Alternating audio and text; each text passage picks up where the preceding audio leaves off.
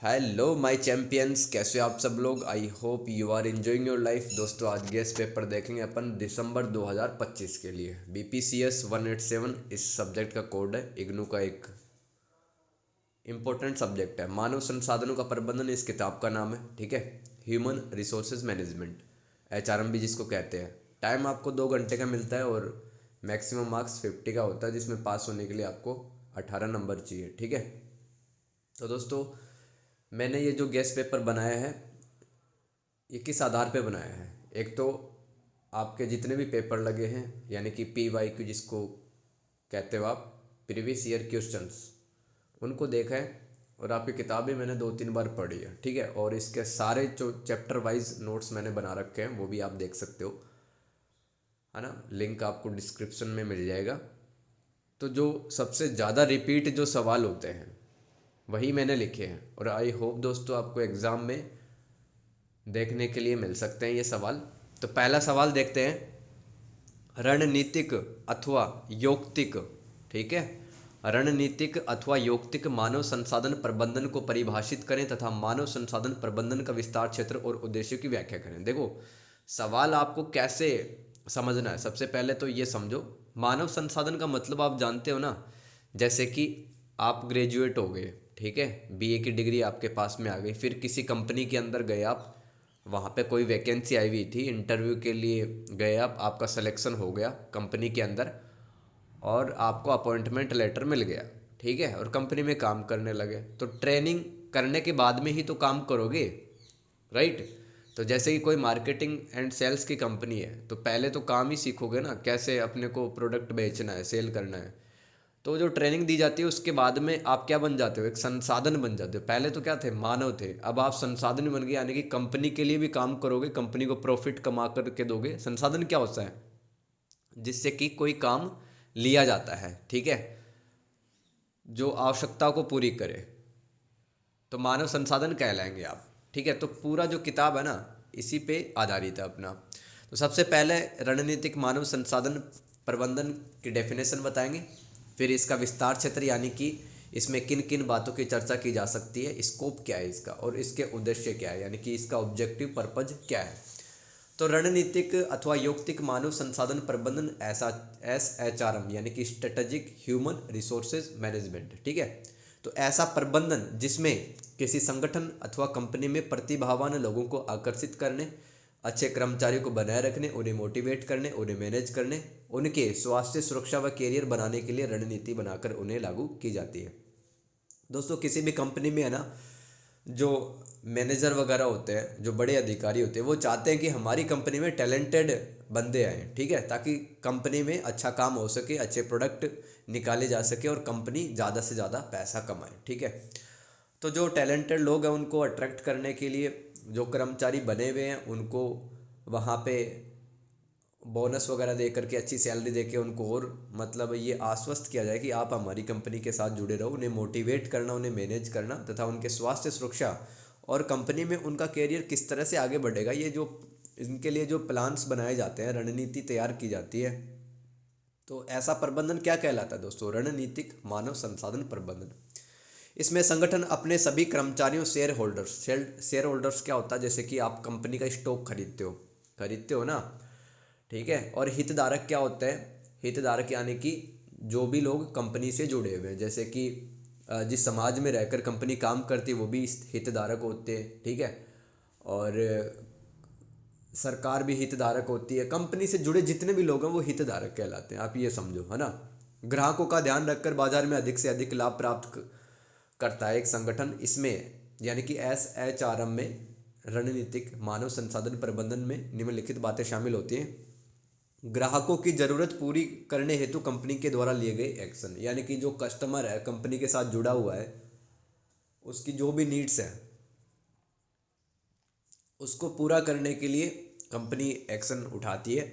तो ये सब शामिल होती है बातें।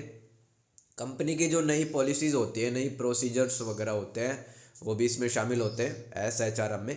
प्रोडक्ट व सर्विस बेचने हेतु मार्केटिंग की नई प्रक्रियाएं। कई बार कंपनी ऐसा फैसला करती है कि हमें थोड़ा बाज़ार में ज़्यादा से ज़्यादा कॉम्पिटिटिव बने रहना है। ठीक है, नए वित्तीय फैसले लेती है, फाइनेंशियल डिसीजन लेती है कंपनी। व्यवसाय को सपोर्ट करने वाली तकनीकें, कंपनी में नई भर्तियां निकाली जाती है, चयन किया जाता है, ट्रेनिंग दी जाती है बंदों को, लाभ भत्ते, कंपनसेशन व परफॉर्मेंस मैनेजमेंट देखना कर्मचारियों का, ये सब रणनीतिक मानव संसाधन प्रबंधन में शामिल होता है। तो इस तरह से लिख सकते हो। अब दोस्तों आपको दूसरा सवाल पूछा था, आपको टुकड़े में लिखना है ये सब। तो सवाल को बहुत इत्मीनान से, बहुत तसल्ली से पढ़ना है सबसे पहले, तभी तो लिखोगे आंसर। इसका विस्तार क्षेत्र क्या है, किसका? मानव संसाधन प्रबंधन का। तो देखो मैंने आपको बता ही दिया है कि आप कंपनी के अंदर जाते हैं, वहाँ पर ट्रेनिंग लेते हैं और मानव संसाधन बन जाते हैं। ऐसे ही आप जैसे पता नहीं कितने हजारों उस कंपनी में काम करते हैं, तो उन सब को मैनेज करना, प्रबंधन करना, यही मानव संसाधन प्रबंधन कहलाता है। इसमें क्या क्या बातें की जाती है वही आप लिख दो। संगठन के भावी कार्यबल की आवश्यकताओं का आकलन करके कर्मचारियों की अधिकता अथवा कमी को रोकना, यानी कि आने वाले टाइम पर कंपनी को कितने लोग छोड़ सकते हैं, नई वैकेंसियाँ कब निकालनी है, या ज़्यादा हो रहे हैं बंदे तो उनको निकालना भी है टाइम टू टाइम। ठीक है, आप जानते हो कोरोना के अंदर काफ़ी जो एम्प्लॉय हैं, कर्मचारी, उनको निकाला भी गए कंपनियों से। प्रतिभाशाली लोगों को आकर्षित करने हेतु भर्ती निकालना, उन्हें चयन करके प्रशिक्षण देना यानी कि ट्रेनिंग देना, कर्मचारी के प्रदर्शन की निगरानी, यानी कि जो बंदा वहाँ पे काम कर रहा है कंपनी में, वो किस तरह से अपने प्रोजेक्ट पूरा कर रहा है उसको मॉनिटरिंग करना, और मूल्यांकन यानी कि असेसमेंट, फीडबैक प्रदान करके। फीडबैक क्या होता है? जैसे कि आपने कोई काम किया तो आपका जो बॉस है वो आपके काम को देखेगा, कमियां और अच्छाइयाँ बताएगा, ये आपको फीडबैक होता है। ठीक है, बॉस के द्वारा दिया गया फीडबैक प्रदान करके उनकी उपलब्धियों को पहचानना, वेतन, बोनस, प्रोत्साहन व अन्य लाभों को प्रबंधित करना। नियोक्ता, नियोक्ता कौन होता है? जो कि आपको रोजगार देता है कंपनी के अंदर, जो मालिक वगैरह होते हैं। ठीक है, नियोक्ता और कर्मचारियों के बीच संबंधों का प्रबंधन, जिसमें शिकायतों का समाधान करके सकारात्मक कार्य संस्कृति को बढ़ावा देना। ये सब बातें की जाती है किसमें? मानव संसाधन प्रबंधन में, है ना। ये इसका स्कोप है या विस्तार क्षेत्र है। कर्मचारियों का कल्याण करके उनकी सुरक्षा करना, उन्हें मोटिवेट करना या उनको प्रेरणा देना। कर्मचारियों द्वारा किए गए अनुबंधों, अनुबंध क्या होते हैं? कॉन्ट्रैक्ट होते हैं। जैसे कि आप कंपनी के अंदर गए और आपने कहा कि भाई 2 साल के तो मैं काम करूंगी, तो ये हो गया, आप मतलब लिखित में जो एग्रीमेंट होता है उसको कॉन्ट्रैक्ट कहते हैं। ठीक है, तो उनको भी देखना है इसमें। मानव संसाधन प्रबंधन का उद्देश्य क्या है, क्यों आखिरकार मतलब हम पढ़ते हैं ये मानव संसाधन प्रबंधन? रणनीतिक साझेदारी करना। ठीक है, अब जैसे कि आपने सुना होगा जो लेनोवो नाम की कंपनी थी, उसने मोटरोला कंपनी को खरीद लिया। तो ऐसे दो या दो से अधिक कंपनियां हैं, वो आपस में स्ट्रेटेजिक पार्टनरशिप करती हैं। काफ़ी बार जो कंपनियां हैं, ठीक है, वो मिलकर भी काम करती हैं, पार्टनरशिप करती हैं। कर्मचारी जीवन चक्र प्रबंधन, यानी कि जब मान लो आप 25 साल की उम्र में भर्ती हुई किसी कंपनी के अंदर, तो वहाँ पे आपको धीरे धीरे प्रमोशन मिलता है, अच्छे प्रोजेक्ट मिलते हैं, आपकी सैलरी बढ़ाई जाती है। तो आपका जो पूरा लाइफ साइकिल होता है कंपनी में, वो मैनेज करना। कार्यस्थल संस्कृति को सकारात्मक बनाकर सहभागिता का निर्माण करना। कार्यस्थल जहाँ पर आप काम करते हैं, यानी कि आपकी कंपनी हो गई, वहाँ पर पॉजिटिव माहौल रहेगा। ठीक है, सब मिलकर के काम करेंगे तो कंपनी की जो प्रोडक्टिविटी है, उत्पादकता है, वो बढ़ेगी। नियमों का पालन करके जोखिम प्रबंधन करना, यानी कि सरकार ने मान लो पर्यावरण का नियम बनाया तो उसको भी फॉलो करना। ठीक है, महिलाओं की सुरक्षा से संबंधित जो नियम है उनका भी पालन करना, ताकि कंपनी को कोई रिस्क ना हो आने वाले टाइम पर। मुआवजा व लाभ देना। ठीक है, मुआवजा मतलब कंपनसेशन, किसी के एक्सीडेंट में डेथ हो गई, घायल हो गए, उसको, उसके परिवार को कुछ पैसा दे देना। कर्मचारियों की सहायता करना। ठीक है, ये सब इसका उद्देश्य है मानव संसाधन प्रबंधन का। बहुत ध्यान से देखना है दोस्तों। क्वेश्चन नंबर 2, मानव संसाधन विकास, या अब देखो मानव संसाधन प्रबंधन नहीं है, यहाँ पे विकास आ गया दोस्तों, ह्यूमन रिसोर्सेज डेवलपमेंट। तो आपका जो विकास किया जाएगा, आप एक मानव की तरह गए थे कंपनी में, आपको ट्रेनिंग दी गई, काम सिखाया गया, स्किल्स सिखाई गई। ठीक है, तो उसका स्वरूप क्या, उसके नेचर क्या, उसकी विशेषता क्या है, वो आपको बताना है, इसके कार्यों का वर्णन भी करना है। देखो आपको शब्द है ना सिमिलर लग सकते हैं कि कहीं पे मानव संसाधन प्रबंधन आ रहा है, तो भाई बात एक ही है।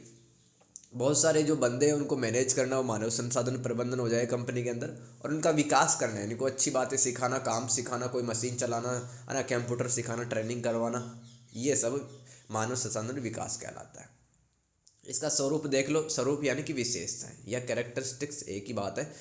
तो देखो, जो मानव संसाधन विकास है निरंतर चलने वाली एक प्रक्रिया है और व्यवस्थित प्रक्रिया है। यानी कि दोस्तों, आप कंपनी के अंदर डेली कुछ ना कुछ सीखते ही हो, ठीक है, जो कर्मचारियों को बदलते परिवेश के अनुकूल ढलने में मदद करती है। यह कर्मचारियों को नए ज्ञान प्राप्त करने, नई अवधारणाओं को विकसित करने और मौजूदा क्षमताओं में सुधार करने में मदद करता है। इसमें प्रशिक्षण, मूल्यांकन, कैरियर विकास शामिल होता है, ठीक है। एक जो बंदा है, कर्मचारी है या कर्मी बोल सकते हो, वो कंपनी में आता ही इसलिए है ताकि उसको प्रमोशन मिले, अच्छी पोस्ट पे वो जा पाए, ठीक है, थोड़ा अच्छा खासा पैसा हो उसके पास, ये उसका कैरियर विकास होता है। सभी छोटे बड़े संगठनों में मानव संसाधनों के विकास पर ध्यान दिया जाता है। भाई कंपनी छोटी हो या बहुत बड़ी हो, जैसे कि अमेज़ोन है, फ्लिपकार्ट है, ठीक है, गूगल है, सैमसंग है, बहुत बड़ी कंपनियां हैं। तो इन बड़ी कंपनियों में और छोटी कंपनियों में भी जो जो एम्प्लॉय होते हैं, जो कर्मचारी होते हैं, उनके विकास पर ध्यान दिया जाता है। यह कर्मचारियों के तकनीकी कौशल, बौद्धिक, नैतिक, मनोवैज्ञानिक पहलुओं पर भी ध्यान देकर उनके सर्वांगीण यानी कि उनके ओवरऑल डेवलपमेंट पर भी जोर देता है। यानी कि कर्मचारी है वो शारीरिक रूप से भी फिट रहे, ठीक है, और मानसिक रूप से भी फिट रहे, राइट, और उसको अच्छी बातें सिखाई जाए जिससे कि उसका कल्याण हो, उसका वेलफेयर हो। इसमें व्यक्तिगत व संगठनात्मक विकास पर ध्यान दिया जाता है। किसकी बात कर रहे हैं अपन? मानव संसाधन विकास की बात कर रहे हैं, ठीक है। यानी कि दोस्तों, एक कर्मचारी उसका भी विकास हो और पूरा संगठन यानी कंपनी का भी विकास हो। इसमें कर्मचारियों को विकसित करने के लिए प्रशिक्षण, कोचिंग, मार्गदर्शन, कार्य रोटेशन। कार्य रोटेशन का मतलब क्या है भाई? जो मतलब आप हिंदी टाइपिंग करते हो, आपका दोस्त है वो फोटोशॉप करता है, तो एक दिन आपको कह दिया कि भाई काम बदल लो आप, ठीक है, आप फोटोशॉप करो, आपका दोस्त है वो हिंदी टाइपिंग करेगा। इसको कहते हैं कार्य रोटेशन। तथा प्रदर्शन मूल्यांकन, जो आपका परफॉर्मेंस जो आप करते हो कंपनी के अंदर, उनको इवेल्युएट करना, उसका मूल्यांकन करना, ये भी इसमें शामिल होता है। मानव संसाधन विकास के कार्य क्या है भाई? कार्य देख लो इसके। इस वीडियो को दोस्तों जब तक आप 2-3 बार नहीं देखोगे तब तक आप समझ में नहीं आएगा, क्योंकि बहुत लोगों के लिए नया सब्जेक्ट है और जिसके सप्लीमेंट्री एक खूब सप्लीमेंट्री आती है, इसमें बैक आती है, ठीक है। क्यों आती है? क्योंकि समझ ही नहीं पाते, जो सवाल आते हैं उनमें लिखना क्या होता है, सवाल समझ में ही नहीं आते। तो 2-3 बार वीडियो देखो, समझ में आ जाएगा। मानव संसाधन विकास के कार्य देखो भाई, इसमें जो कर्मचारी होते हैं, ठीक है, उनको ट्रेनिंग देना, कंपनी के अंदर उनका विकास करना, निष्पादन प्रबंधन, परफॉर्मेंस मैनेजमेंट। यानी कि दोस्तों, जैसे कि कोई प्रोजेक्ट मिला आपको, आपने प्रोजेक्ट काम कर दिया 1 हफ्ते के अंदर, तो आपका जो बॉस है आपके प्रोजेक्ट किए हुए प्रोजेक्ट को देखेगा, ठीक है, और आपको बताया कि भाई ठीक काम किया है, गलत काम किया है, कहाँ पे कमियां है। ये निष्पादन प्रबंधन कहलाता है, आपने कैसा परफॉर्म किया है। कैरियर नियोजन व विकास।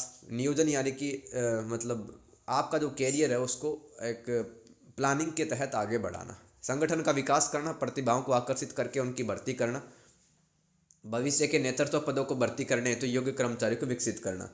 अब जैसे जैसे जो मतलब समय बीतता जाता है दोस्तों, जो कंपनी का मालिक है भाई, वो भी तो एक दिन संसार दुनिया छोड़ के जाएगा ना। तो कंपनी की जो इम्पोर्टेंट पोस्ट होती है, तो उन पर काबिल बंदे ही बैठे हैं, ठीक है, वो भी देखा जाता है इसमें।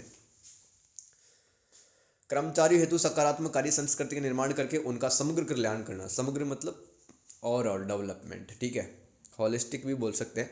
क्वेश्चन नंबर 3, कार्यस्थल विविधता का अर्थ स्पष्ट करें। हॉफस्टाइड के सांस्कृतिक आयामों के मॉडल का वर्णन करें। दोस्तों, ये हॉफस्टाइड का सांस्कृतिक आयाम मॉडल समझ में नहीं आएगा, किताब से पढ़ोगे, लेकिन मैं समझाऊंगा आपको, ठीक है, और बार बार आता है, देख लेना प्रीवियस ईयर क्वेश्चन। कार्यस्थल विविधता का मतलब क्या है दोस्तों? जैसे कि हम कहते हैं ना, भारत एक विविधता से भरा देश है, यानी कि यहाँ पे अलग अलग जाति, नस्ल, धर्म, ठीक है, अलग अलग लिंग के लोग रहते हैं यहाँ पे।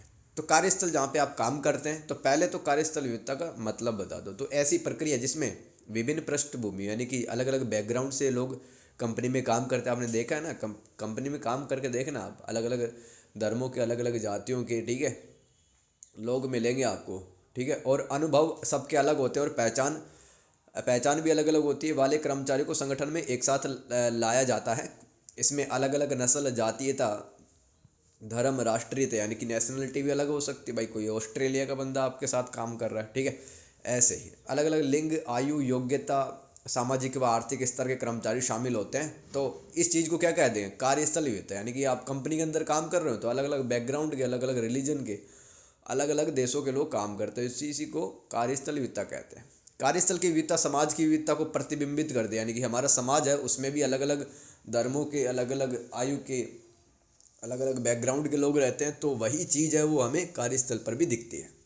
प्रतिबिंबित यानी कि रिफ्लेक्ट करना, इसका उद्देश्य एक समावेशी वातावरण बनाना। समावेशी मतलब जहाँ पर सारे लोग एक साथ इकट्ठा होकर के काम करें बिना किसी भेदभाव के, ठीक है।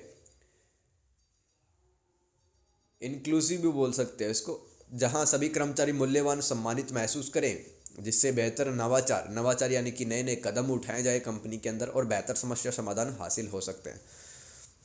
हॉफस्टेड दोस्तों, हॉफस्टेड एक विद्वान था, है ना। इसने एक कल्चरल डायमेंशंस मॉडल दिया था। क्या है ये हॉफस्टेड का? यह मॉडल हमें यह समझने में मदद करता है कि संस्कृति समाज तथा संगठनों में मूल्य और व्यवहार को कैसे प्रभावित करती है। मतलब जो संस्कृति होती है ना, किसी भी व्यक्ति का एक कल्चर होता है, ठीक है। तो वो कल्चर लेकर के कंपनी के अंदर वो जाएगा और वहाँ पर दूसरे लोगों के जो वैल्यूज़ होते हैं, दूसरे लोगों का जो बिहेवियर होता है, वो कैसे प्रभावित करता है, वो अपनी संस्कृति को लेकर वहाँ पे जाता है। तो इसके 6 पक्ष होते हैं। हॉफस्टेड का सांस्कृतिक आयाम मॉडल, इसके 6 पक्ष है। पहला है शक्ति दूरी, पावर डिस्टेंस। दोस्तों शक्ति दूरी याद रखना आपको। शक्ति दूरी हमें क्या बताता है? समाज के लोग शक्ति वितरण की असमानता को कैसे देखते हैं, ठीक है। थोड़ा सा पढ़ लो, आपको तभी समझ में आ जाएगा। देखो आप ये तो देखते हो ना, समाज के अंदर मतलब कुछ ही लोगों के पास में पावर है, कुछ ही लोगों के पास में अच्छे खासे घर हैं, सब कुछ फैसिलिटीज़ है, और कुछ लोगों के पास में मतलब 2 वक्त की दाल रोटी के लिए भी पैसा है, वो इकट्ठा नहीं हो पाता है। तो ये क्या है? शक्ति वितरण की असमानता है। पावर है वो अनइक्वल रूप से डिस्ट्रीब्यूट है। तो उच्च शक्ति दूरी होने पर वहाँ के लोग सत्ता का सम्मान करते हैं। इस असमानता के प्रति अधिक सहनशीलता लोगों में पाई जाती है। जैसे कि दोस्तों मान लो कोई एक ऐसा देश है जहाँ पर राजा बहुत मतलब कट्टर टाइप का है, जो बोल देता है वो कर देता है, ठीक है, और अत्याचार भी करता है। तो मतलब राजा के पास में बहुत ज़्यादा पावर हो गई, जनता के पास में कुछ भी नहीं है, ठीक है। तो ये क्या हो गया भाई? पावर है वो एक ही जगह राजा के पास में, और जनता के पास पावर नहीं है। तो ये हो गया शक्ति में ऐसा मानता। लेकिन फिर भी वहाँ के लोग हैं वो सम्मान करते, क्योंकि उनको लगता है कि भाई पनिशमेंट दे सकता है राजा। और कम शक्ति दूरी बताती है कि सत्ता वर्ग के अलावा स्थानीय स्तर पर भी शक्ति का वितरण होता है, जैसे कि भारत, ठीक है। तो भारत में क्या है भाई? राज्य स्तर पे, केंद्र स्तर पे, जिला स्तर पे भाई शक्तियों का वितरण है ना यहाँ पे। तो ऐसा समाज जहाँ पर कम शक्ति दूरी होती है, वहाँ पर ताकत है वो बिखरी हुई रहती है, मतलब एक लोग पास नहीं होती है ताकत। व्यक्तिवाद व सामूहिकतावाद इसका दूसरा पॉइंट रहेगा हॉफस्टेड के सांस्कृतिक मॉडल में। इंडिविजुअलिज्म वर्सेज कलेक्टिविज्म, ठीक है। याद नहीं हो रहा, इसी वीडियो को आप 2-3 बार देख लेना, रट लेना इसको, कि दोस्तों ऐसे सवाल आते हैं PYQ उठा के देखो, तो आपको ये सब लिखना पड़ेगा। और मैं आपको रटा नहीं रहा हूँ, समझा रहा हूँ एक एक बात। ईयरफोन लगा के क्लास करना और मोबाइल की स्क्रीन रोटेट करके पढ़ना। व्यक्तिवाद क्या होता है दोस्तों? व्यक्तिवाद में एक इंसान की स्वतंत्रता की बातें की जाती है, व्यक्तिगत लक्ष्य यानी कि इंडिविजुअल गोल्स है वो, उसकी आत्मनिर्भरता की बात की जाती है। जबकि सामूहिकतावाद, नाम से ही समझ में आ रहा, समूह, ठीक है, ग्रुप की बात की जाती है। में पूरे समाज का एक लक्ष्य होता है जिसमें लोग परस्पर निर्भरता से काम करते हैं। सामूहिकतावाद ये कहलाता है। और व्यक्तिवाद में एक इंसान अपनी ही सोचता है। पुरुषत्व व नारीत्व। पुरुषत्व क्या होता है दोस्तों? मतलब जो एक मर्द में या पुरुष में जो गुण पाए जाते हैं उसी के आधार पे बन गया पुरुषत्व है, मस्कुलिनिटी, ठीक है। और नारीत्व क्या होता है? फेमिनिटी, जो मतलब महिलाओं के अंदर गुण पाए जाते हैं, उसी से क्या बन गया? नारीत्व। तो ऐसा समाज जहाँ पुरुषत्व की भावना अधिक पाई जाती है वहाँ अधिक कंपटीशन पाया जाता है।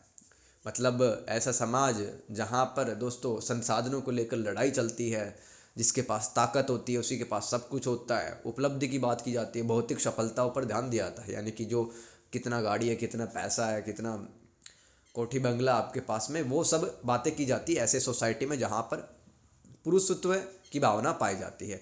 जहाँ पर जिस समाज में दोस्तों फेमिनिटी ज़्यादा पाई जाती है, नारीत्व ज़्यादा पाया जाता है, वहाँ पर परस्पर सहयोग, केयर, केयर मतलब संभाल, है ना, केयर करना, व जीवन की गुणवत्ता उच्च पाई जाती है, क्योंकि दोस्तों महिलाओं में ये गुण पाए जाते हैं।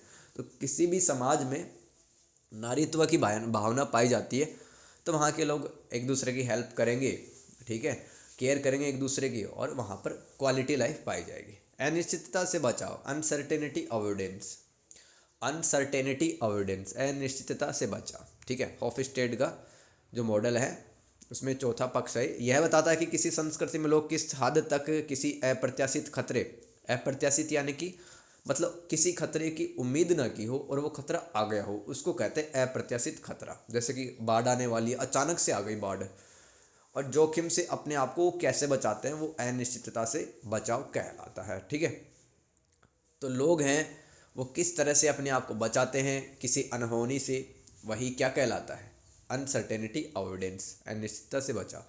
अल्पकालिक तथा दीर्घकालिक अभिविन्यास। अल्पकालिक यानी कि कुछ ही समय में, शॉर्ट टर्म। दीर्घकालिक यानी कि लॉन्ग टर्म। अभिविन्यास यानी कि ओरिएंटेशन। मैं समझाता हूँ क्या है इसका मतलब। यदि किसी समाज के लोगों का अल्पकालिक अभिविन्यास है तो वहाँ के लोग तत्काल सफलता व संतुष्टि पर बल देते हैं, यानी कि उनको तुरंत का तुरंत चाहिए, मतलब खुशी, मज़ा, आनंद तुरंत का तुरंत चाहिए। और वर्तमान की बचत पर ध्यान है वो नहीं देते हैं, ठीक है, या कम देते हैं। मतलब पैसा आया आज, है ना, सैलरी आई 20,000 30,000 रुपये, वो उड़ा दी 2-5 दिन में। तो ऐसा जो लोग है, ऐसा समाज है, उसको कह सकते हैं वहाँ पे अल्पकालिक अभिविन्यास। जबकि दीर्घकालिक अभिविन्यास में लोग भविष्य को अच्छा बनाने हेतु मित व्यवता यानी कि पैसों को कंजूस की भांति बरतते हैं, वो वर्तमान बचत पे ध्यान देते हैं। भोग बनाम संयम। भोग को इंग्लिश में कहते हैं दोस्तों इंडल्जेंस, और संयम को कहते हैं रिस्ट्रेंट। ठीक है, भोग मतलब भाई जो भी सामने आ रहा है उसको भोगना, ठीक है, खाना हो, गाड़ी हो, घर हो, अच्छे कपड़े हो। तो ऐसी संस्कृतियाँ जहाँ भोग पाया जाता है वहाँ अपनी इच्छाओं की पूर्ति पर बल दिया जाता है, अतः वहाँ के लोग आनंद व मौज मस्ती पर ध्यान देते हैं, जैसे कि अमेरिका और इंग्लैंड कह सकते हैं।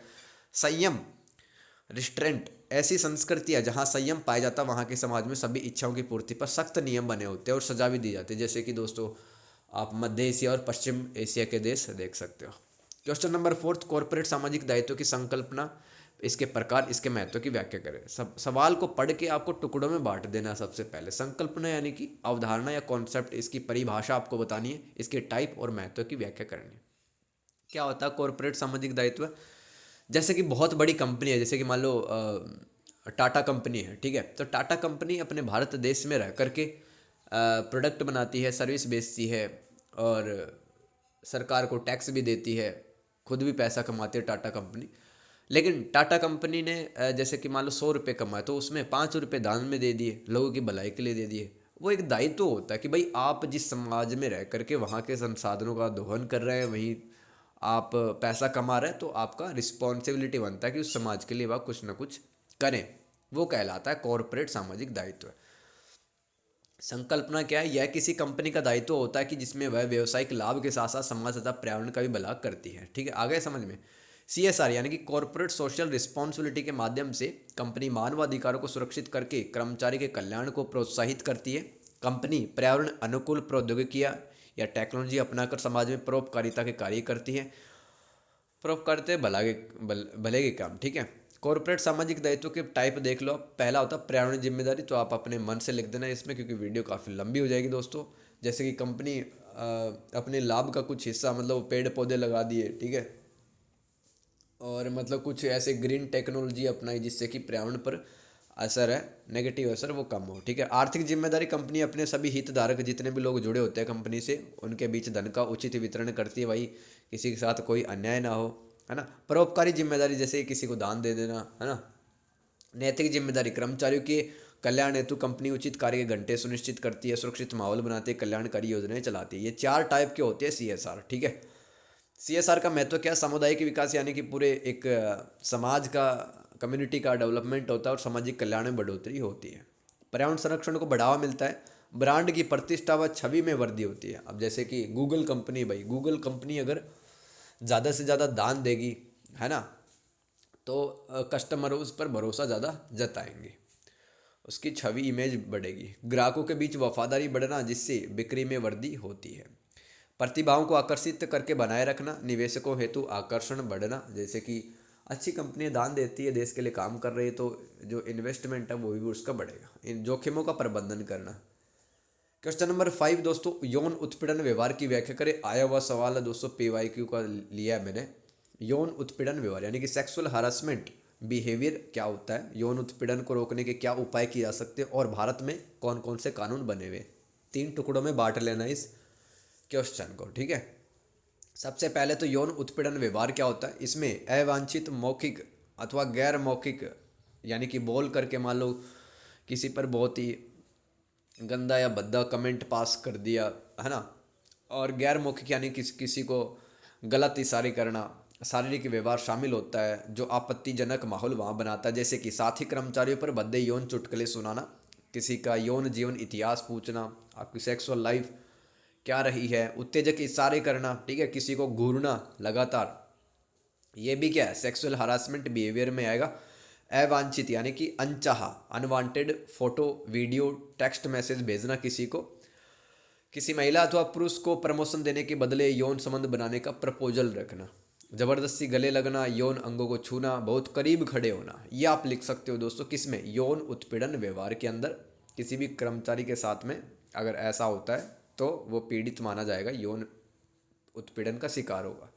इसको रोकने के उपाय क्या है दोस्तों, आप अपने मन से भी लिख सकते हो। किसी भी कंपनी में अगर वहाँ के कानून नियम अच्छे हैं तो रुक जाएगा ये व्यवहार। यौन उत्पीड़न के प्रति शून्य सहिष्णुता, यानी कि किसी के साथ में गलत होता है दोस्तों, इस तरह की कुछ एक्टिविटीज़ होती है, सेक्सुअल हरासमेंट होता है, तो वहाँ पर कंपनी सख्त कार्रवाई करती है, मतलब सहती नहीं है, गलत को सहना नहीं है। सहिष्णुता यानी कि सहना। शिकायतों की शीघ्र जांच हेतु एक समिति बनाना जो निष्पक्ष जांच करे बिना किसी भेदभाव के। शिकायत हेतु गोपनीय सुरक्षित चैनल बनाना, यानी कि मान लो किसी लड़की के साथ में कंपनी में गलत हुआ है तो ऐसे कुछ व्हाट्सअप या फिर कुछ मतलब ऐसे मैसेज करने की व्यवस्था हो कहीं पे कि किसी को पता ना लगे, जिसके पास वो शिकायत कर रही बस उसी को पता लगे। कर्मचारी को ट्रेनिंग देकर जागरूक बनाना, कानूनी मनोवैज्ञानिक सहायता देना, पीड़ित व्यक्ति द्वारा सभी साक्ष्य यानी कि जो प्रूफ है, रिकॉर्डिंग्स हैं, ठीक है, जो मैसेज है, फोटोज़ है, वो सुरक्षित रखे जाए ताकि टाइम आने पर वो दिखा सके कि भाई इसने मेरे को ऐसा मैसेज वीडियो भेजा था। पीड़ित द्वारा बिना डरे तत्काल प्रभाव से जांच करवा के दोषी को दंड दिलवाना चाहिए। आगे देखो, तीसरा जो हमारा सवाल था इसी में, यौन उत्पीड़न के विरुद्ध कानून क्या है भारत में अगर बात करें तो दोस्तों एक तो बहुत ही इम्पोर्टेंट है, ठीक है, कि एक अधिनियम एक्ट बना हुआ है 2013 में, भारत सरकार ने बनाया था, कार्यस्थल पर महिलाओं का यौन उत्पीड़न, ठीक है। इसमें रोकथाम, निषेध, निवारण। रोकथाम मतलब रोकना, निषेध यानी कि बिल्कुल पूरी तरह से प्रतिबंधित, निवारण यानी कि उसका उपचार करना, ठीक है। तो इसके तहत, इस अधिनियम या कानून कह सकते हो, इसके तहत आंतरिक शिकायत समितियों, इंटरनल कंप्लेंट कमेटीज़ का गठन किया जाता है और पीड़ित व्यक्ति को राहत दी जाती है। ये तो मतलब भारत सरकार ने बनाया था अधिनियम। और इसके अलावा भी दोस्तों जो भारतीय दंड संहिता है, यानी कि जिसको आप इंडियन पिनल कोड कहते हो, उसकी धारा 354A, धारा 354 और धारा 509, ठीक है, इनके तहत भी मुकदमा है या FIR दर्ज की जा सकती है, मतलब दोषी के खिलाफ। जैसे कि धारा 509 में क्या है, कोई गंदे इशारे करता है, ठीक है ना, और अनवांटेड टच करता है, तो ये धारा 509 के तहत उस खिलाफ FIR की जा सकती है। कार्य विश्लेषण का अर्थ क्या होता है, इसका स्वरूप, उपयोग का वर्णन करें। कार्य विश्लेषण की जानकारी एकत्र करने की विधियों का वर्णन करें। देखो सबसे पहले तो ये सवाल है दोस्तों, समझ लेना चाहिए क्या पूछा जा रहा है। कार्य विश्लेषण यानी कि जॉब एनालिसिस।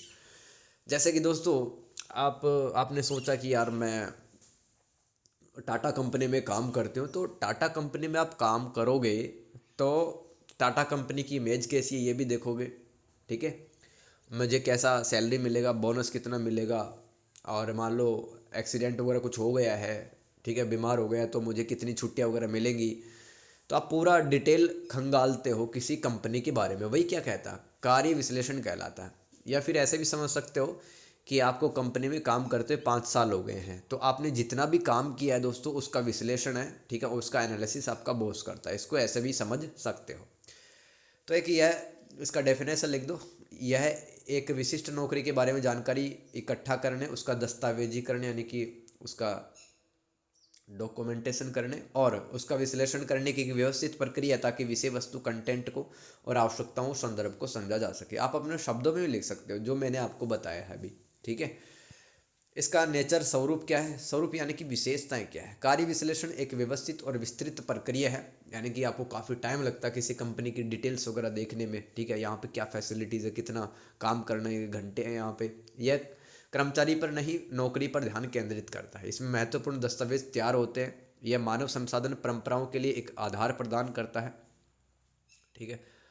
मतलब कोई कंपनी में अगर मान लो 1,000 बंदे काम करते हैं, तो कंपनी उन सभी का कार्य विश्लेषण करवाते कि कौन है वो परफॉर्मेंस अच्छा कर रहा है, ठीक है, किसकी सैलरी बढ़ाई जानी चाहिए, किसको पोस्ट अच्छा देना चाहिए। तो एक आधार प्रदान करता है। इसमें कौशल यानी कि आपको जो स्किल्स होते हैं, नॉलेज होते हैं, योग्यता पर आधारित डेटा तैयार की जाती है। इसका उपयोग क्या है? भर्ती और चयन में, कर्मचारी के प्रदर्शन मापने हेतु, मुआवजा व लाभ देने में, कर्मचारी संतुष्टि हेतु, प्रशिक्षण व विकास कार्यक्रमों को तैयार करने हेतु, और कानूनी अनुपालन यानी कि भारत सरकार ने जो कानून बनाए हैं कंपनी उनको फॉलो करे, वही कानूनी अनुपालन कहलाती है, में मदद करके कर्मचारी को सुरक्षा प्रदान करना। ठीक है, ये क्या पढ़ रहे हैं अपन? इस कार्य विश्लेषण का स्वरूप है ये, ठीक है। इसका उपयोग देख लिया अपन ने। अब इसकी विधियाँ क्या क्या है, मतलब किसी एक कर्मचारी के काम को एनालिसिस करने क्या मेथड्स है। पहला है अवलोकन विधि। इसमें विश्लेषक यानी कि आपका जो बॉस होता है वो कर्मचारी की सभी गतिविधियों को प्रत्यक्ष रूप से देखता है। विश्लेषक किसी भी बात या चीज कार्य का अवलोकन कर सकता है। अवलोकन तब किया जाता है जब कर्मचारी सामान्य ढंग से कार्य कर रहा है। मतलब आप डेस्क पे काम कर रहे हो कंपनी में, आपका बॉस है, भाई कैसा चल रहा, भाई क्या काम किया आपने, वो दिखाओ ज़रा। इसमें विश्लेषक किसी समस्या को सुलझा पाने में असमर्थ होता है, तो अगर मान लो वो बता देता है भाई ये दिक्कत चल रही है, ठीक है, तो मतलब उस मोमेंट में जो बॉस होता है वो उसकी समस्याओं का समाधान नहीं कर पाता है। देखो, इसका कार्य विश्लेषण का दूसरा एक तरीका होता है साक्षात्कार यानी कि इंटरव्यू लेना। इसमें विश्लेषक एक कर्मचारी अथवा कर्मचारी के समूह से प्रत्यक्ष प्रश्न पूछ सकता है। विश्लेषक बात करके संगठन की कार्य संस्कृति, प्रोजेक्ट, उनके वरिष्ठ व अधीनस्थ कर्मचारियों, अधीनस्थ यानी कि दोस्तों आपके नीचे जो काम करते हैं, सबऑर्डिनेट ऑफिसर जो होते हैं, एम्प्लॉय जो होते हैं, उनको अधीनस्थ कर्मचारी कहते हैं, आदि संबंधित सवाल जवाब पूछ सकता है साक्षात्कार में। ये तो होता है सवाल जवाब। अब देखो, सर्वेक्षण विधि, ये सर्वे विधि है। इसमें विश्लेषक कर्मचारी को एक प्रश्न तालिका भरने हेतु कहता है, जिसमें कई कॉलम व पंक्तियाँ होती है। इसमें किसी कर्मचारी के कार्य करने के तरीके, मशीन चलाने में कितनी कठिनाई आ रही है, वो सब लिखना होता है सर्वेक्षण विधि में। मतलब एक टेबल दी होती है जिसमें काफ़ी सारे कॉलम व रोज होते हैं, आपको लिखना होता है डिटेल वगैरह। उससे पता चलता है कार्य विश्लेषण, मतलब कितना काम है आपने अच्छे से किया है, कहाँ पे दिक्कत आ रही है। चौथा है कार्य विश्लेषण का एक तरीका, कार्य डायरी विधि। विश्लेषक कर्मचारी को डायरी में प्रतिदिन के कार्य तथा उन कार्यों के सामने समय अंकित करने को कहता, ताकि उनके कार्य विवरण का अच्छे से पता चल पाए। एक भागीदारी विधि भी है। भागीदारी विधि क्या है? इसमें विश्लेषक स्वयं वह काम पहले खुद करके देखता है, जिससे विश्लेषक को काम करने में त्रुटियां, काम करने के तरीकों के बारे में पता चल जाता है। फिर वही अनुभव वह कंपनी के अन्य कर्मचारियों के साथ साझा करता है। यानी कि मान लो कोई बड़ी मशीन है, उसको चला के बॉस खुद ही बताता है कि भाई ऐसे चलाओ इस मशीन को। फिर जहाँ पर भी कमियां हैं वो बताता है। वर्तमान आंकड़ों का प्रयोग करना, तो दोस्तों बहुत सारी कंपनियां जैसे कि गूगल, माइक्रोसॉफ्ट, ये क्या कर रही हैं आजकल, मतलब किसी एक ऐसी कंपनी को अपने सारे कर्मचारियों का डेटा दे रही हैं, जो कि उनका काम का विश्लेषण करती हैं। फिर वो कंपनी को बता देते कि भाई आपके जो कर्मचारी इस तरह से काम कर रहे हैं। ये लिख देना इसमें, वर्तमान आंकड़ों का प्रयोग करना। क्वेश्चन नंबर 7, चयन यानी कि सिलेक्शन का अर्थ तथा इसकी प्रमुख तकनीकों को समझाइए। आ सकता है दोस्तों। चयन क्या होता है? किसी रिक्त पद यानी कि कोई वैकेंट पोस्ट है, खाली पद है, उसको भरने के लिए आवेदकों के समूह में से सबसे उपयुक्त उम्मीदवार को चुनने की प्रक्रिया है। तो आप जैसे कि कंपनी को 20 बंदे लेने हैं, 100 लोगों का इंटरव्यू है, ठीक है, तो जो 20 बंदों को लिए जाने की जो प्रक्रिया है वही चयन कहलाती है। चयन उम्मीदवार के अनुभव, ज्ञान, कौशल व संभावित क्षमताओं के आधार पर किया जाता है। चयन करने की तकनीकें कौन कौन सी हैं? पहला होता है सारवर्त। सारवर्त किसे कहते हैं दोस्तों? सीवी जिसको आप कहते हो, करिकुलम वाइटे। सारवर्त संगठन भर्ती निकाल कर अभ्यर्थियों से सीवी मांगता है, जिसमें उनके अनुभव, योग्यता, गुण, आयु, रुचियाँ, संपर्क सूत्र यानी कि कॉन्टैक्ट नंबर लिखे होते हैं, जैसे कि ईमेल अथवा डाक से भी आप भेज सकते हो। आप जो रिज्यूमे कहते हो ना, वही तो सीवी है। साक्षात्कार भी लिख सकते हैं कंपनी। नियोक्ता जो आपको रोजगार, नौकरी दे रहा है। अथवा चयन बोर्ड के अधिकारी अभ्यर्थी को नौकरी व जीवन से संबंधित प्रश्न पूछते हैं। अभ्यर्थी द्वारा सटीक व संतुष्टि भरे जवाब सुनकर उसका संगठन में चयन कर लिया जाता है। इसके दो टाइप है। एक तो संरचित साक्षात्कार, संरचित यानी कि स्ट्रक्चर जिसका होता है इंटरव्यू का, मतलब उसमें गिने चुने सवाल ही होता है, आपका नाम क्या है, आपने कहाँ से कॉलेज किया, बस इतना ही। असंरचित साक्षात्कार भाई कुछ भी पूछ सकते हैं इसमें, पहले से कोई भी सवाल डिसाइड नहीं होते, जैसे कि यूपीएससी के इंटरव्यू में कुछ भी पूछ सकते हैं लोग। असंरचित साक्षात्कार। टेलीफोन साक्षात्कार भी लिख सकते हो आप, जैसे कि टेलीफोन पे ही बात करके नौकरी दे देना किसी को। एकल साक्षात्कार यानी कि कंपनी का मालिक खुद आएगा और आपसे बात करेगा, वो एकल साक्षात्कार होता है। पैनल साक्षात्कार, किसी भी बड़ी नौकरी जैसे कि यूपीएससी है, वहाँ पर योग्य उम्मीदवार को चुनने हेतु 5-6 व्यक्तियों का एक समूह होता है, एक पैनल होता है, उसके द्वारा इंटरव्यू लिया जाता है, वो पैनल साक्षात्कार कहलाता है। आभासी साक्षात्कार मतलब आप दुनिया में कहीं पर भी बैठे हुए हो, ठीक है, कंपनी के जो अधिकारी होते हैं वो आपका इंटरव्यू ले सकते हैं, मतलब स्काइप पे ले सकते हैं, मीट, गूगल मीट पे ले सकते हैं, जूम एप्लीकेशन पे ले सकते हैं इंटरव्यू वगैरह। क्वेश्चन नंबर 8 आ सकता है दोस्तों, इंपॉर्टेंट लग रहा है मुझे दिसंबर के पेपर के लिए। प्रशिक्षण एवं विकास का मतलब बताकर इसके संज्ञानात्मक विधि के तरीकों का वर्णन करें। दोस्तों प्रशिक्षण विकास का मतलब बताना है, और इसमें एक विधि होती है प्रशिक्षण विकास की, संज्ञानात्मक विधि, ठीक है, उसके तरीकों का वर्णन करना है। संज्ञानात्मक विधि के तरीकों का वर्णन करना, 2 सवाल है इसमें। प्रशिक्षण क्या होता है, यह अल्पकालिक और विशिष्ट होता है, जैसे कि किसी को ट्रेनिंग देकर काम सिखा देना 6 महीने के लिए मान लो, जो वर्तमान प्रदर्शन को बेहतर बनाने पर केंद्रित होता है। विकास क्या होता है, यह दीर्घकालिक प्रक्रिया लंबे समय के लिए चलने वाली प्रोसेस है, जिसका उद्देश्य भविष्य के कैरियर विकास और कर्मचारी के भविष्य की भूमिकाओं के लिए तैयार करना है। मतलब आने वाले टाइम पर कर्मचारी को कौन कौन से रोल प्ले करने हैं कंपनी में, उसके लिए डेवलपमेंट उसका करना है। तरीके देखो, एक संज्ञानात्मक विधि होती है दोस्तों, आपने पढ़ाई होगा संज्ञानात्मक विधि, नहीं पढ़ा तो यहाँ पढ़ लो। इसको कोग्निटिव मेथड कहते हैं, प्रशिक्षण और विकास में काम आती है। इसमें उन तरीकों का उपयोग करना शामिल होता है जो व्यवहारिक कौशल पर ध्यान केंद्रित करने के बजाय प्रशिक्षुओं की मानसिक प्रक्रियाओं को प्रभावित करके सीखने को प्रोत्साहित करते हैं तथा दृष्टिकोण बदलते हैं। दोस्तों मैं क्या कर रहा हूँ, इसमें क्या लिखा है देखो, प्रैक्टिकल रूप से तो सीखते ही है कर्मचारी कंपनी के अंदर, लेकिन मानसिक स्तर पर भी उनको अच्छे से उनके जहन में बैठ जाए बात, ठीक है, कि भाई इस काम को ऐसे करना, कंपनी में इस तरह से रहना है, तो ये विधि कहलाती है ट्रेनिंग और डेवलपमेंट की संज्ञानात्मक विधि। संज्ञान का मतलब दिमाग से संबंधित, तो मानसिक रूप से भी सिखाया जाता है कर्मचारियों को, प्रैक्टिकल रूप से तो सिखाया जाता है, ऐसे लिख देना है साथ साथ में। तो देखो इसमें संज्ञानात्मक तरीके में टोटल 7 विधियाँ आती हैं, जैसे कि व्याख्यान, प्रदर्शन, चर्चा, कंप्यूटर आधारित प्रशिक्षण, computer based training, intelligent tutorial system, programme instruction, आभासी वास्तविकता जिसको वर्चुअल रियलिटी कहते हो। देखो भाई ऐसे ही सवाल होते हैं और ऐसा ही लिखना होता है आपको, और नहीं याद हो रहा तो इसको लिख लिख के कैसे भी रट के याद कर लेना, चाहे वीडियो को आप 3 4 5 बार तक देख सकते हो, आप टाइम है तो आपके पास में, ठीक है। व्याख्यान विधि, व्याख्यान देखो संज्ञानात्मक तरीके में पहले है व्याख्यान विधि। व्याख्यान मतलब किसी को ऐसे बोल के बताना।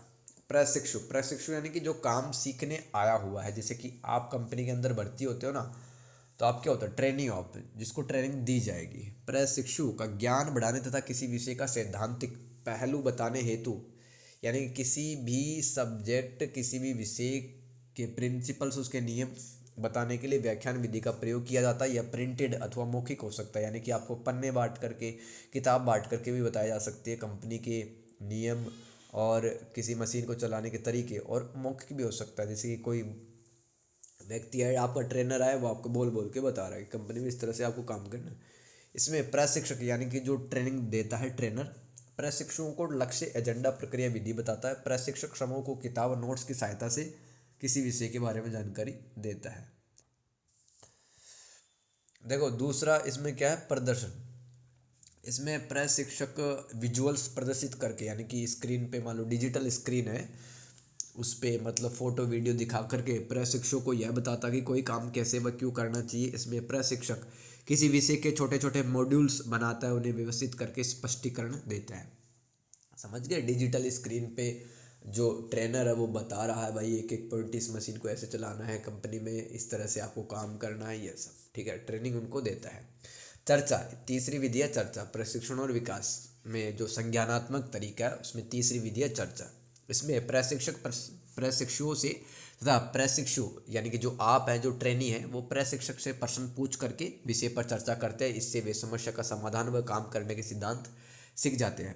चौथा है दोस्तों कंप्यूटर आधारित प्रशिक्षण, ठीक है। तो आज के टाइम पे दोस्तों टेक्नोलॉजी बदल रही है, तो कंप्यूटर के माध्यम से जो ट्रेनी होते हैं, जो प्रशिक्षु होते हैं, है ना, उनको ट्रेनिंग दी जाती है कंप्यूटर के आधार पर, कंप्यूटर के द्वारा। इंटेलिजेंट ट्यूटोरियल सिस्टम क्या है भाई, ITS। इस विधि में आर्टिफिशियल इंटेलिजेंस यानी कि कृत्रिम बुद्धिमत्ता AI का यूज करके जो ट्रेनी प्रशिक्षु है उनको ट्रेनिंग दी जाती है। AI इन्हें मार्गदर्शन देकर उनके द्वारा किए गए कार्यों का मूल्यांकन करती है। छठी विधि है दोस्तों प्रोग्राम्ड इंस्ट्रक्शन। यह एक कंप्यूटर आधारित ट्रेनिंग है जिसमें ग्राफिक्स, मल्टीमीडिया, टेक्स्ट शामिल होते हैं जो एक दूसरे के साथ जुड़े होते हैं तथा मेमोरी में स्टोर होते हैं।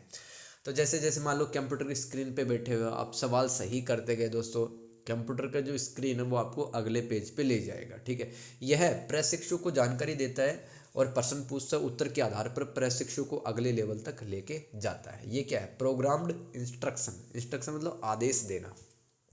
आभासी वास्तविकता क्या है, वर्चुअल रियलिटी। इसमें प्रशिक्षु को 3D वातावरण दिया जाता है इस जिसमें कार्य की आभासी यानी कि मिलती जुलती परिस्थितियाँ उत्पन्न करके सीखने का अवसर दिया जाता है। इसमें प्रशिक्षु हेडसेट यानी कि जो हम लगाते हैं ना, अरे देखते नहीं हो क्या, वीडियो गेम खेलते हैं लोग ऐसे हेडसेट लगा करके, उनको ऐसा लगता है कि भाई सामने से कोई वास्तव में कोई बहुत बड़ा जानवर आ रहा है, गार्डन के अंदर चल रहे हैं।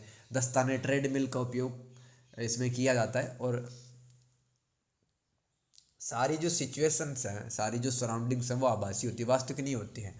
लेकिन इसके आधार पर भी सिखाया जाता है कर्मचारियों को। निष्पादन मूल्यांकन का अर्थ, स्वरूप और लाभों की व्याख्या करें। दोस्तों निष्पादन मूल्यांकन क्या होता है, एक ऐसी औपचारिक प्रक्रिया है, ऑफिशियल प्रोसेस है जिसके अंदर किसी कर्मचारी के कार्य निष्पादन यानी कि जो वो काम कर रहा है वहाँ पर और कंपनी में उसके योगदान का एक निश्चित अवधि मूल्यांकन किया जाता है। मतलब आपने जो भी काम किया है उसको कोई जांचता है, उसमें कमियां निकालता, अच्छाइयाँ बताता, वही क्या कहलाता है, निष्पादन मूल्यांकन कहलाता है। ध्यान देना, परफॉर्मेंस अप्रेजल भी इसको कहते हैं या परफॉर्मेंस एवोल्यूशन भी आप कह सकते हैं इसको।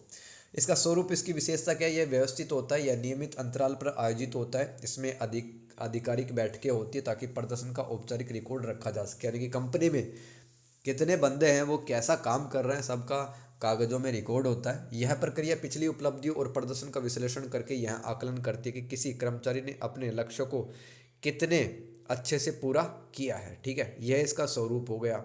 आगे चलते हैं। प्रदर्शन का मूल्यांकन व्यक्तिगत होता है, अतः इसमें त्रुटियां, गलतियां हो सकती है। आपका जो बॉस है दोस्तों, उसकी मानसिकता, मेंटालिटी कुछ भी हो सकती है आपके लिए, तो आपने जो काम किया है उसमें ज़बरदस्ती भी काम निकाल सकता है, सॉरी गलतियां निकाल सकता है। इसके लाभ क्या है, निष्पादन मूल्यांकन, इससे व्यक्ति का तथा संगठन का व्यावसायिक विकास होता है। ठीक है, इससे कर्मचारियों में प्रेरणा बढ़ती है जिससे नौकरी में उन्हें संतुष्टि मिलती है। इससे कर्मचारी अपने नियोक्ता से बेहतर संचार स्थापित कर पाता है। यह संगठन को वेतन वृद्धि, पदोन्नति, स्थानांतरण और प्रशिक्षण आवश्यकताओं के बारे में निर्णय लेने के लिए डेटा प्रदान करता है। इससे संगठन की समग्र उत्पादकता बढ़ती है जिससे संगठन प्रतिभा प्रबंधन अच्छे कर सकता है। ठीक है, तो दोस्तों अगर निष्पादन मूल्यांकन कंपनी अच्छे से करती है तो वहाँ पर किसको कितनी सैलरी देनी है, ठीक है, किसको प्रमोशन देना है, किसका ट्रांसफ़र करना है, किसको कैसी ट्रेनिंग देनी है, वो सब कंपनी अच्छे से समझ पाती है ताकि वो अपनी जो उत्पादकता, प्रोडक्टिविटी वो बढ़ा सके। ठीक है, और अपने जो टैलेंटेड बंदे हैं उनको भी अच्छे से डेवलप कर सके। क्वेश्चन नंबर 10, कर्मचारी संलग्नता, एम्प्लॉय इंगेजमेंट का मतलब क्या है, इसकी कैटेगरीज बतानी और इसके मॉडल का वर्णन करना। बहुत ही इंपॉर्टेंट सवाल दोस्तों, आया हुआ सवाल है, रिपीट हो सकता है। मतलब बता दो, वह भावनात्मक और मनोवैज्ञानिक जुड़ाव जो कर्मचारी अपने काम, सहकर्मियों यानी कि आज जो कलीग्स हैं और संगठन के प्रति महसूस करते हैं।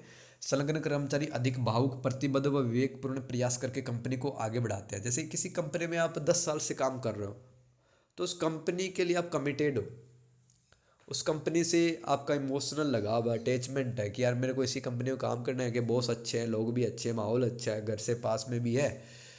तो आपका ये जो जुड़ाव है ना कंपनी के साथ में, वही क्या कहलाता है, कर्मचारी संलग्नता। बार बार कह रहा हूँ, अगर नोट्स की लैंग्वेज याद नहीं रही तो आप अपनी लैंग्वेज में भी लिख सकते हैं। ठीक है डियर, और आपको कैसा लग रहा है वीडियो एक्सप्लेनेशन, मैनेज पसंद आ रही है तो यार एक बढ़िया सा कमेंट कर देना आप। श्रेणियाँ, कर्मचारी संलग्नता की श्रेणियाँ, कैटेगरीज क्या है, जुड़े हुए कर्मचारी, ऐसे कर्मचारी जो कंपनी में अच्छा परफॉर्म करते हैं। ठीक है, नहीं जुड़े हुए कर्मचारी जो औसत प्रदर्शन करते हैं। सक्रिय रूप से निवृत्त कर्मचारी, तो ये कौन से होते हैं, एम्प्लॉय, ऐसे कर्मचारी जो कंपनी में ज़्यादा बातचीत करते हैं, चुटकुले सुनाते रहते हैं, काम को देरी से करते हैं। चौथा है न तो जुड़े हुए न ही निवृत्त कर्मचारी, तो ऐसे कर्मचारी जो बहुत कड़वे स्वभाव के, ऊर्जाहीन, थके हुए रहते हैं और अज्ञानता से भरे हुए रहते हैं। ये 4 कैटेगरीज होती है एम्प्लॉय इंगेजमेंट की 4 कैटेगरीज है, ध्यान देना, रट लेना इसको। 4 कैटेगरीज है। इसके मॉडल कौन कौन से हैं? कर्मचारी संलग्नता के। पहला स्मिथ का मॉडल, तो विद्वान स्मिथ के द्वारा दिया गया था। ये क्या कहता है? अगर किसी कंपनी में सही लोगों को भर्ती किया जाए जिनके पास काम की विशेषज्ञता व दक्षता हो, यानी कि जो एफिशिएंट हो, जिसके पास स्किल्स हो, ठीक है, तो ऐसे कर्मचारी कार्य के प्रति प्रतिबद्धता रखेंगे और बहुत ही गजब का काम करेंगे, सार्थक काम करेंगे। स्मिथ का मॉडल कहता है। आईईएस मॉडल, अगर एक कर्मचारी नियोक्ता के साथ अच्छे संबंध रखेगा तो कंपनी में अच्छे मूल्य सीखेगा तो वह अपने आपको मूल्यवान समझकर कंपनी में श्रेष्ठ प्रदर्शनी करेगा। ये आईईएस मॉडल है।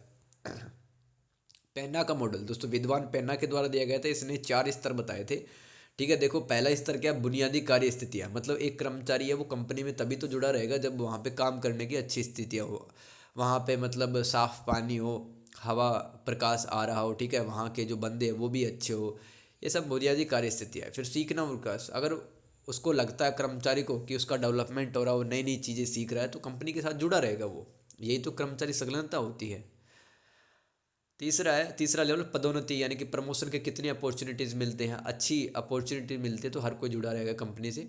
चौथा स्तर नेतृत्व, विश्वास और सम्मान। आगे देखो हैविट का मॉडल। हैविट के अनुसार एक कर्मचारी को 6 चालक या 6 ड्राइवर से प्रेरित मतलब 6 चीज़ों से वो प्रेरित मोटिवेट होता है जिससे कि वो कंपनी में जुड़ा रहता है। देखो हैविट का मॉडल में क्या है?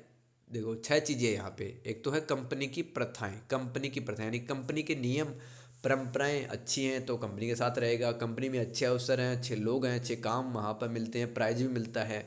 और जीवन की गुणवत्ता उस कंपनी में अगर अच्छी है तो वहाँ का जो कर्मचारी है वो कंपनी के साथ जुड़ेगा या जुड़ा रहेगा, वही उसकी एम्प्लॉय इंगेजमेंट कहलाती है। किसने बताया था? हैविट ने बताया था ये मॉडल। 6 चीज़ें आपको ध्यान रखनी है।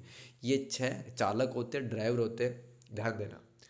आगे है दोस्तों जिंगर का मॉडल। यह मॉडल डेविड जिंगर के द्वारा विकसित किया गया, जो कर्मचारी समर्पण और सहभागिता बढ़ाने के लिए प्रमुख 10 क्षेत्रों की पहचान करता है, जैसे कि कार्य में उत्कृष्टता, यानी कि कितना एक्सीलेंट काम एक कर्मचारी कर रहा है, प्रमाणिक बनना यानी कि ऑथेंटिकेट बनना, सच बोलना, ग्राहकों की सेवा आदि करना, ये सब जिंगर मॉडल बताता है। तो याद कर लेना, ये टोटल 5 मॉडल है हैबिट का मॉडल। इसमें ये 6 चीज़ें याद रखना, ठीक है। ये 6 चालक होते हैं जो कि मोटिवेट करते हैं एक कर्मचारी को कंपनी से जुड़े रहने के लिए, ठीक है। ये हैबिट का मॉडल था भाई। जिंगर का मॉडल ये 10 प्रमुख क्षेत्रों की पहचान करता है। और पेन्ना का मॉडल भी ध्यान रखना, इसमें 4 लेवल होते हैं। पेन्ना का मॉडल 4 स्तर होते हैं, यहाँ पे ध्यान देना। आगे चलते हैं, चलो।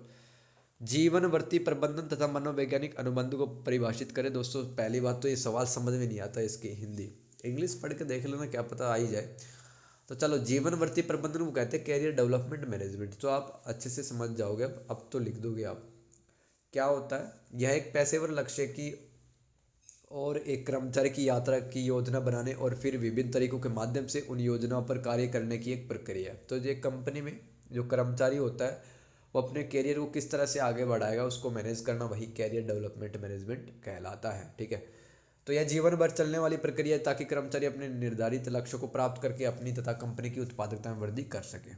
इसमें और अपने मन से भी लिख देना आप। मनोवैज्ञानिक अनुबंध क्या है? Psychological contract. यह अनौपचारिक, गतिशील और व्यक्तिपरक समझ है जो कि धारणाओं और विश्वासों पर आधारित है। यह लिखित अनुबंध नहीं होते। इसमें कर्मचारी व नियोक्ता मतलब जो कि आपको नौकरी देता है, के बीच परस्पर विश्वास व अपेक्षाएं होती है। मैं आपको समझाता हूँ। जैसे कि मान लो एक तो होते हैं लिखित समझौते कंपनी के अंदर के, मतलब 2 साल तो मिनिमम काम करना ही है। एक होते हैं अलिखित, जैसे कि भाई आप अच्छा काम करोगे ना तो आपको अच्छी पोस्ट दी जाएगी, अच्छे काम प्रोजेक्ट दिए जाएंगे। तो अलिखित तो होते हैं, सबको पता भाई अच्छा काम करेंगे तो कंपनी में सैलरी हमारी बढ़ेगी। यही मनोवैज्ञानिक अनुबंध होते हैं जो कि परस्पर विश्वास पर आधारित होते हैं, ठीक है। ये सब लिखना है इसके अंदर। अपेक्षाएं यानी कि एक्सपेक्टेशंस होती है। बॉस भी आपसे सोचता है कि भाई काम ईमानदारी से करो, काम जल्दी जल्दी करो, अच्छा करो। कर्मचारी नियोक्ता से निष्पक्ष व्यवहार, नौकरी की सुरक्षा, कैरियर विकास, प्रशिक्षण और सहायकारी वातावरण की अपेक्षा कर सकते हैं। जैसे कि आप कंपनी के अंदर गए तो आपकी भी कुछ उम्मीद, एक्सपेक्टेशंस होती है बॉस से, और बॉस भी आपसे कुछ उम्मीद रखता है। तो परस्पर ये निर्भरता, डिपेंडेंसी होती है, अनुबंध होता है ये।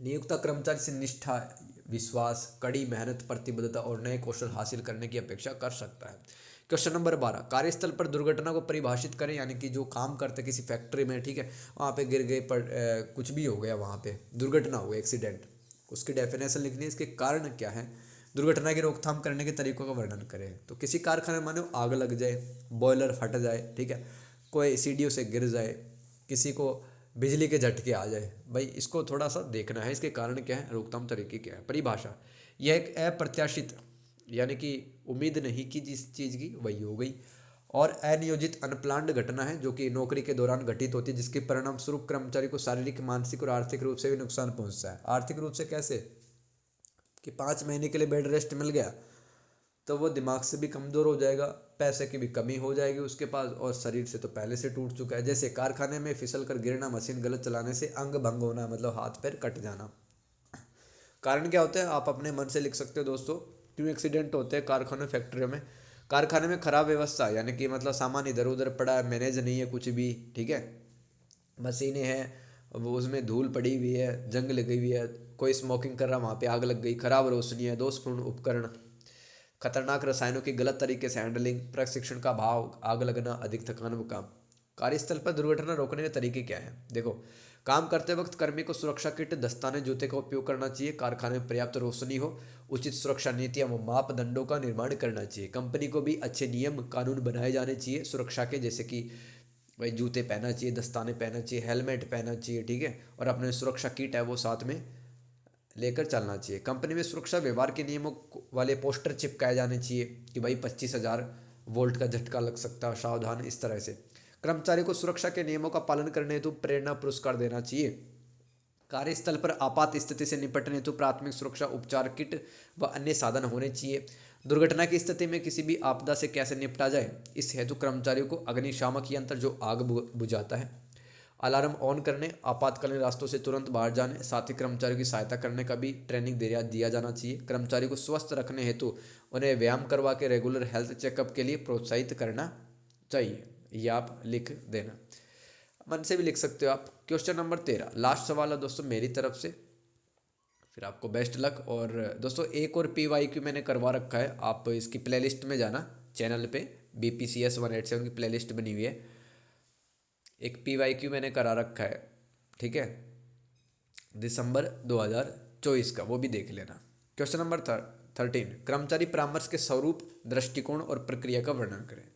सवाल पढ़ते ही दोस्तों इसको टुकड़ों में तोड़ना। स्वरूप का मतलब मैंने क्या बताया है, प्रकृति, नेचर, विशेषता, कैरेक्टरिस्टिक्स या विशेषता, जो भी आपको समझ में आता। स्वरूप का मतलब विशेषता, इसको खोल के बताना कर्मचारी परामर्श को, ठीक है, सीधी सी बात है। इसका दृष्टिकोण या अप्रोच, नज़रिया क्या है, इसका प्रक्रिया क्या है। स्वरूप देखो, कर्मचारी परामर्श की प्रकृति सहायक, स्वैच्छिक और गोपनीय होती है, जिसका उद्देश्य कर्मचारियों को उन भावनात्मक समस्याओं से निपटने में मदद करना होता है जो उनके कल्याण और प्रदर्शन को प्रभावित करती हैं। यह एक सहयोगात्मक प्रक्रिया है जो कर्मचारियों को कार्य संबंधी या व्यक्तिगत समस्याओं का स्वयं समाधान खोजने के लिए सशक्त बनाने पर ध्यान केंद्रित करता है, जिससे व्यक्तिगत प्रदर्शन और समग्र संगठनात्मक स्वास्थ्य दोनों में सुधार होता है। दोस्तों मैं आपको क्या बता रहा हूँ, देखो कर्मचारी परामर्श, जैसे कि एक कर्मचारी, जैसे आप ही हो ना, आपको लाइफ में कोई दिक्कत चल रही है, चलो घर पे आपको मान लो क्लेश वगैरह रहता है, ठीक है, आपकी जो पार्टनर है वो आपसे लड़ाई झगड़े करती रहती है, ठीक है, तो आप कंपनी में थोड़ा सा निराश होकर के जाते हो, आप काम अच्छे से नहीं कर पाते हो, तो फिर आप किसी एक काउंसलर के पास जाते हो, ठीक है, जो कि आपको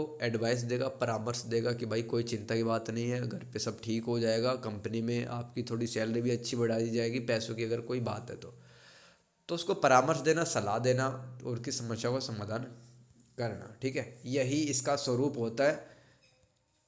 और इससे अगर मान लो किसी कर्मचारी की समस्याओं का समाधान किया था, कंपनी में अच्छा काम करेगा, उसका स्वास्थ्य भी अच्छा बनेगा, कंपनी की उत्पादकता भी बढ़ेगी। ये लिख देना अपने मन से।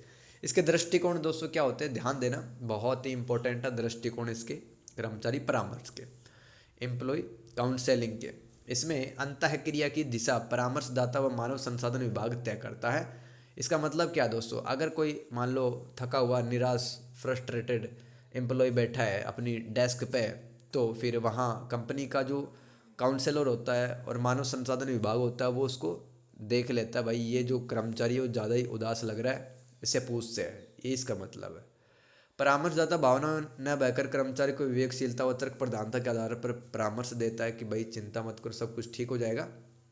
जो परामर्शदाता है उसको पास बुलाता है, ठीक है, उसको उससे बातें करता है, पूछता है, समझाता है। साथ ही परामर्शदाता कर्मचारी को यह भी समझाता है कि उसके ज्ञान और विवेक में कोई कमी नहीं है, बस उससे अपनी जो भूमिका यानी कि उसको जो कर्तव्य दिए गए वो अच्छे से निभाए। गैर निर्देशात्मक परामर्श क्या होता है दोस्तों? इसमें अंतःक्रिया की दिशा स्वयं कर्मचारी ही तय करता है, यानी कि वह खुद ही डिसाइड करता है कि मुझे काउंसलिंग की जरूरत है और परामर्शदाता के पास वो जाता है। फिर परामर्शदाता उसकी समस्याओं का समाधान करके उसको उचित सलाह देता है। तीसरा भागीदारी परामर्श, यानी कि दोस्तों इसमें ये जो एम्प्लॉय है, काउंसलर है और मानव संसाधन विभाग आपस में बात करते हैं और कर्मचारी की समस्या को ठीक करते हैं। यह निर्देशात्मक तथा गैर निर्देशात्मक दृष्टिकोण का मिश्रित प्रकार है। मतलब कि कर्मचारी, परामर्शदाता तथा मानव संसाधन विभाग आपस में बात करके आ रही समस्याओं को सुलझाते हैं। इसकी प्रक्रिया क्या है, रट लेना इसको 3-4 बार। अनुध्यान पूर्वावस्था, प्री कंटेम्पलेशन, ये इसकी एक पहला चरण है, पहली स्टेज है। अनुध्यान पूर्वावस्था यह परामर्श प्रक्रिया की पहली अवस्था है जिसमें कर्मचारी परामर्शदाता के पास शंकापूर्ण भावनाएं रखता है। यानी कि मान लो आपको कोई लाइफ में बहुत सारी दिक्कतें है, टेंशन है, तो आप किसी परामर्शदाता के पास मतलब जाते हैं, फिर भी डाउट रखते हैं कि मतलब इसको सारी चीज़ें बताऊं कि ना बताऊं, पास्ट में क्या हुआ मेरे साथ में। कर्मचारी सोचता है कि आखिर किस वजह से उसको परामर्शदाता के पास भेजा गया है कंपनी की तरफ से। धीरे धीरे परामर्शदाता कर्मचारी से बात करके उसका विश्वास जीत लेता है। अनुध्यान पूर्वावस्था पहला चरण होता है, ध्यान देना। इसमें मतलब बातचीत हल्की फुल्की चालू कर देता है परामर्शदाता कर्मचारी से। अनुध्यान अवस्था क्या होता है दोस्तों? इस अवस्था में कर्मचारी और परामर्शदाता दोनों ही समस्याएं खोजने का प्रयास करते हैं, कहाँ पे क्या दिक्कत आ रही है। परामर्शदाता कर्मी द्वारा संगठन में बिताए गए वर्षों में किए गए कामों का मूल्यांकन करता है, कितना काम कैसे किया है आपने, कहाँ पे क्या दिक्कत आई है आपको। इसमें कर्मी और परामर्शदाता के बीच मित्रता स्थापित हो जाती है तथा कर्मी के मन में परामर्शदाता के प्रति विश्वास और अधिक बढ़ जाता है। तीसरा, तैयारी, प्रिपरेशन। परामर्शदाता कर्मी की समस्याओं को अच्छे से पहचान कर उसे सतर्कतापूर्वक सलाह देता है। इसमें वह सही शब्दों का चुनाव करता है तथा कर्मी अपनी सच्चाई और वास्तविकता भी स्वीकार कर लेता है कि भाई जो भी कुछ हुआ है मेरी वजह से हुआ, मैं ही ठीक करूँगा समस्याओं को। तो ये तैयारी की जाती है इसमें। हस्तक्षेप, इंटरवेंशन। इस अवस्था में परामर्शदाता को अधिक देरी की आवश्यकता होती है क्योंकि जल्दबाजी से संपूर्ण परामर्श प्रक्रिया का परिणाम शून्य निकल सकता है, ठीक है। इसमें परामर्शदाता कर्मी की कंपनी में स्थिति, मान सम्मान के आधार पर प्रश्न पूछता है, यानी कि उसके लाइफ में घुसने की कोशिश करता है। कहाँ पे घर में क्या दिक्कत आ रही है, कंपनी में क्या दिक्कत आ रही है, कौन परेशान कर रहा है, कहाँ पे क्या लफड़ा चल रहा है, ठीक है। तो हस्तक्षेप करता है जो काउंसलर होता है, जो परामर्शदाता होता है। मेंटेनेंस, ये पांचवी अवस्था है। इस अवस्था में परामर्शदाता विकल्पों की खोज करते हैं तथा उनके फायदा व नुकसान जानने की कोशिश करते हैं।